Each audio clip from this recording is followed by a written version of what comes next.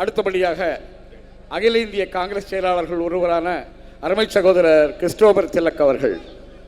அரசியல் அமைப்பு சட்டத்தை காப்போம் என்ற வீர முழக்கத்துடன் சிறப்பாக ஏற்பாடு செய்யப்பட்டிருக்கிற இந்த கூட்டத்திலே பங்கு பெறுவதில் எனக்கு மிக்க மகிழ்ச்சி.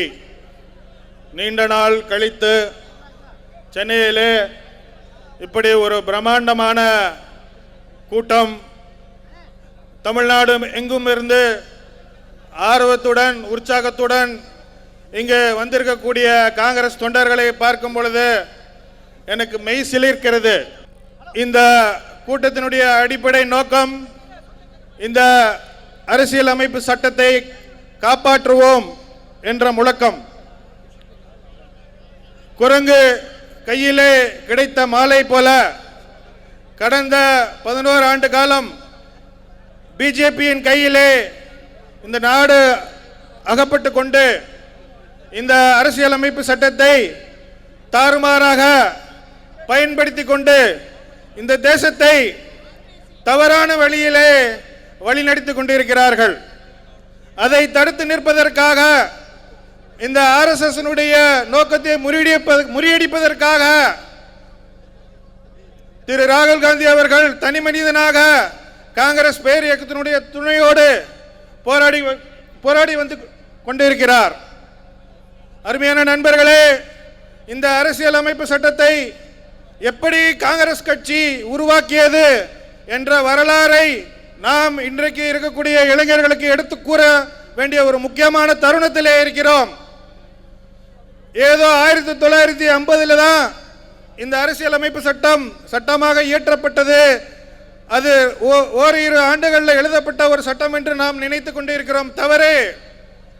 1920களிலே காந்தி சவுத் ஆப்பிரிக்காவிலிருந்து மீண்டும் இந்தியாவிற்கு வந்த பிறகு அம்பேத்கர் தன்னுடைய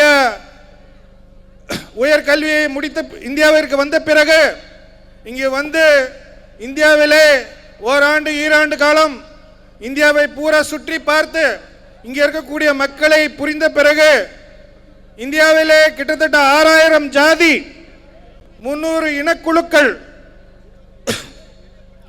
30 பாஷைகள், மொழிகள், 7-8 மதங்கள் கொண்ட இந்த மாபெரும் நாட்டை வழிநடத்துவது எப்படி என்று அவர்கள் தங்களுக்குள்ளே ஆய்வு செய்து கொண்டிருந்தார்கள்.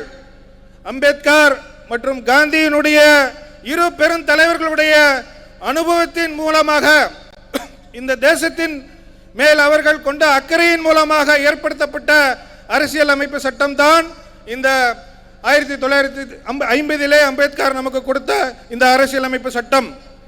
இந்த கடைசி 70 ஆண்டு காலம் இந்த தேசத்தை ஒரு அமைதியான ஒரு சூழ்நிலையிலே வழிநடத்தி வருகிற மிக முக்கியமான அம்சம் இந்த அரசியலமைப்பு சட்டம். ஆனால் இன்றைக்கு பிஜேபி மற்றும் RSS இந்த அரசியலமைப்பு சட்டத்தை மாற்ற வேண்டும், அதனுடைய அடிப்படை அம்சங்களை திருத்த வேண்டும்.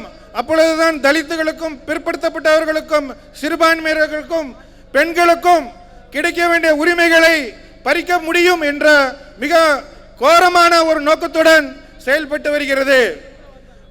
நம்மளுடைய பிரதமர் கடந்த 2 வருஷமா மணிப்பூருக்கு போகவே இல்லை. காரணம் பயம்.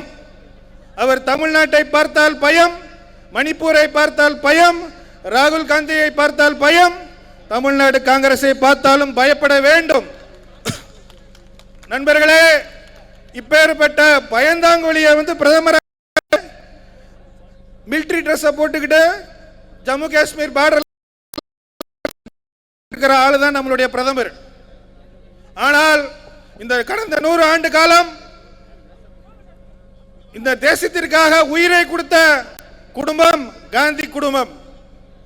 நேரு காந்தி, ராஜீவ் காந்தி, சோனியா காந்தி, ராகுல் காந்தி, பிரியங்கா காந்தி என்று வரிசை இந்த குடும்பத்தில் 2 நபர்கள் தங்களுடைய உயிரை இந்த தேசத்திற்காக அர்ப்பணித்திருக்கிறார்கள். ஆகவே நண்பர்களே, உயிரை கொடுத்த இந்த குடும்பத்தை பார்த்து இவர்கள் பயமுடுத்த பார்க்கிறார்கள். மயிரை கூட கொடுக்காத கூட்டம்தான் இந்த மோடி அமித்ஷாவும். ஆகவே நண்பர்களே, இப்பேற்பட்ட கூட்டத்தை ஒழித்தாக வேண்டும் என்றால் முதலாவதாக இந்த மோடி அமித்ஷா இருவரையும் நாம் துரத்த வேண்டும் இந்த நாட்டிலிருந்து. அதற்கு நாம் அனைவரும் தமிழகத்திலிருந்து ஒரு பெரிய மாற்றத்தை, ஒரு பெரிய புயலை கிளப்ப வேண்டும் என்பதற்காகவே மிக எழுச்சியாக நமது தமிழக காங்கிரஸ் கமிட்டியின் தலைவர் திரு செல்வ பெருந்தகை அவர்களுடைய தலைமையிலே நாம் இங்கு அணி திரண்டிருக்கிறோம். இந்த தீ ஒவ்வொரு மாவட்டத்திலும் பரவும், ஒவ்வொரு மாவட்டத்திலும் பெரிய ஒரு பெரிய எழுச்சியை ஏற்படுத்தும் என்று கூறிக்கொண்டு வாய்ப்பளித்த அனைத்து நெஞ்சங்களுக்கும் என்னுடைய மனமார்ந்த நன்றியை தெரிவித்துக் கொள்கிறேன். நன்றி, வணக்கம்.